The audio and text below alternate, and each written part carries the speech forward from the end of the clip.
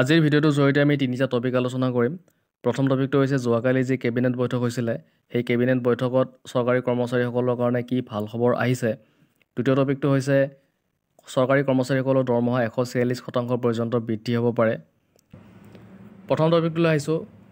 মঙলবাৰে অসম কেবিনেটে চৰকাৰী কৰ্মচাৰীৰ বাবে সংশোধিত ছুটীৰ তালিকা, কৃষি বিপণন বৰ্ডৰ কৰ্মচাৰীৰ বাবে স্বেচ্ছামূলক অৱসৰ আঁচনিৰ অনুমোদন, 108 জনৰ বাকী থকা বাবদ ধনমুক্ত কৰাকে ধৰি কেইবাটাও গুৰুত্বপূৰ্ণ ঘোষণা কৰে।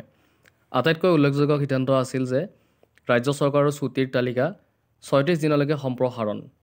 শিক্ষামন্ত্ৰী ৰণোজ পেগুৱে ঘোষণা কৰে যে সাপ্তাহিক কেবিনেট বৈঠকৰ পিছতে ৰাজ্য চৰকাৰৰ কৰ্মচাৰীৰ বাবে 2025 চনত 36টা ছুটীৰ লগতে অতিৰিক্ত 7 দিন নিষিদ্ধ বন্ধৰ দিনত অনুমোদন জনোৱা হৈছে।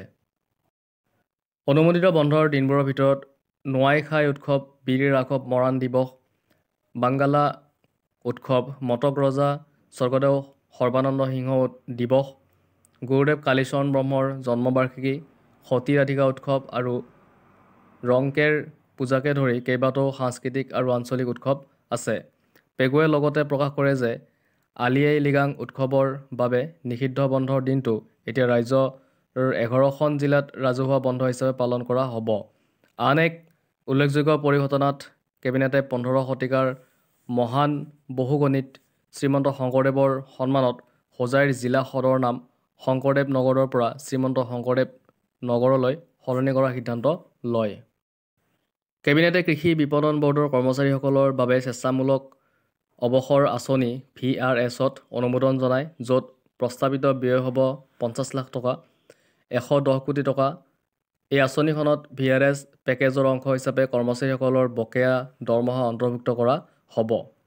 মন্ত্ৰী পেগুৱে আৰু জনাইছে যে প্ৰায় 2 লাখ লোকৰ জীৱন ৰক্ষা কৰা বুলি খবৰ পোৱা 108খন এম্বুলেন্স সেৱাই লাভ কৰিব 50 লাখ টকা, তেওঁলোকৰ বাকী থকা বাবদ ধনৰ বাবে 115 লাখ টকা। দ্বিতীয় টপিকটোলৈ আহিছোঁ। কেনেদৰে চৰকাৰী কৰ্মচাৰীসকলৰ দৰমহা 146% পৰ্যন্ত বৃদ্ধি হ'ব পাৰে। National Council of Joint Consultative Machinery JCM-ৰ সম্পাদক ষ্টাফ ছাইদ শিৱগোপাল মিশ্ৰই কয় যে অতি কমেও 2.86 ফিটমেন্ট ফেক্টৰ আশা কৰিছে। সপ্তম দৰমহা আয়োগত 2.57 ফিটমেন্ট ফেক্টৰৰ তুলনাত 29 বেচিছ পইণ্ট বেছি।